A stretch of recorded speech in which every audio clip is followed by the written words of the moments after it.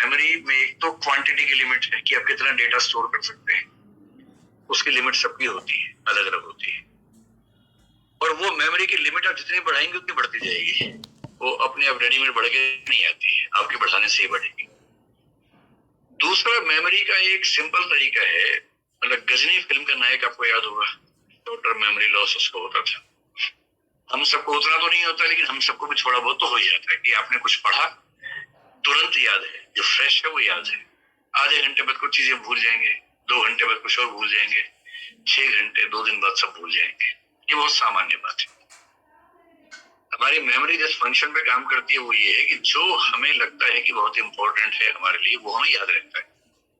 जो हमें लगता है कि बहुत इंपॉर्टेंट नहीं है, वो भूल जाते हैं। एक सामान्य बात है, और ये बहुत बड़ा वरदान है जो मनुष्य को मिला हुआ है। अगर हम भूल ना पाए तो जिंदगी नरक बन जाएगी। भूलने का वरदान बहुत बड़ा वरदान है। आप दिन भर में इतनी चीजें देखते हैं, सुनते हैं, अगर सारी हमेशा आपकी चेतना में रहे तो आपका क्या हाल होगा, अंदाजा लगा के देख लीजिए। और मैं मनोविज्ञान के भाव से भी कहता हूँ कि जीवन में कुछ बुरे क्षण आते हैं, उनको नहीं भूल पाएंगे तो फिर जिएंगे कैसे। तो पहली बात तो भूलना एक समस्या नहीं, भूलना एक वरदान भी है, समस्या के साथ साथ वरदान भी है। अभी आपके लिए समस्या है कि जो पढ़ा वो भूल गए, उसे कैसे मैनेज करें। तो उसका तरीका ये है कि पहली बात, मेमोरी की लिमिटेशन को ध्यान रखते हुए मेमोरी के अंदर कूड़ा मत भरिए, यानी कि निरर्थक चीजें मत भरिए। जो बेकार के तथ्य हैं उनको मत भरिए, काम की बातें मेमोरी में लेके जाइए, पहली बात तो ये है। दूसरा, जो महत्वपूर्ण बातें हैं उनको लिख लिख के याद कीजिए। कभी कभी फार्मूले बना के याद कीजिए। आपने कभी ना कभी बचपन में कोई फार्मूला बना के याद किया ही होगा। जैसे सारे राज्यों के नाम याद करने हैं तो राज्यों के नाम के पहले पहले अल्फाबेट्स लेके एक वाक्य बना लिया जिससे वो अल्फाबेट्स जुड़ रहे हैं आपस में। अब क्या हुआ कि आपने एक वाक्य याद किया और वाक्य के हर शब्द से, हर वर्ण से एक राज्य के नाम का लिंक बना रखा है।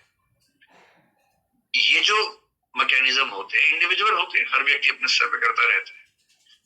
तो बहुत जरूरी और बहुत बड़े तथ्यों को याद करने के लिए फार्मूले बना लीजिए। बाकी तथ्यों को याद करने के लिए लिख लिख के याद कीजिए। और जो मैंने पहले ही कहा कि 3 रिवीजन होने के बाद आप गजनी बिल्कुल नहीं बनेंगे, फिर आप गजनीपन से बाहर निकल जाएंगे। और 3 रिवीजन कब करनी है? एक डेली बेसिस पे, एक वीकली, एक मंथली। अगर आपने 3 बार रिवाइज कर लिया तो नहीं भूलेंगे। सैर कर लीजिए दिन में 1 घंटा, सैर करते समय अपने आप से बोलते रहिए, जो जो पढ़ गए थे उसको रिवाइज करते रहिए। जो ऑडियो रिकॉर्डिंग है उसको सुनते रहिए। तो जहां 3-4 बार आपने रिवाइज किया, फिर कहाँ कोई भूलता है। और जो चीजें बार बार भूल रहे हैं उनको विशेष रूप से पॉइंट्स के रूप में लिख लिख के याद कर लीजिए, तो याद रहेगा। देखिए, 2 वाक्यों में सारी बात का सार बता रहा हूं। आईएएस के एग्जाम का सिलेबस इतना ज्यादा है कि किसी को आज तक पूरा याद नहीं हुआ है, आपको भी नहीं होगा। इतना भी जोर लगा लीजिए, कभी याद नहीं होने वाला। ठीक है, तो 2 वाक्यों में पूरी बात समझ में आ जाएगी। पहला वाक्य ये है कि एग्जाम से 1 दिन पहले ये लगना कि कुछ भी याद नहीं आ रहा, ये एकदम सामान्य बात है, आपको भी लगेगा। कितना भी पढ़ लो, कितना भी रिवाइज कर लो, कितने फार्मूले बना लो, एग्जाम की 1 रात पहले ये बेचैनी होगी कि सब भूल गए, कुछ याद नहीं आ रहा। अगर ऐसा हो रहा है तो इसका मतलब आप ठीक है, आप मानसिक रूप से स्वस्थ व्यक्ति है, कोई चिंता की बात नहीं है। आप एग्जाम में जाएंगे, कई प्रश्नों को देख के ये भाव आएगा कि कुछ पॉइंट्स याद नहीं आ रहे हैं, ये भी सामान्य बात है। लेकिन आपको हर प्रश्न में उतना याद आ जाएगा जितना लिखने से आपका काम चल सकता है, क्योंकि आपने याद इतना किया हुआ है कि आप हर प्रश्न में 2000 शब्द लिख सकते हैं और लिखने 200 शब्द हैं।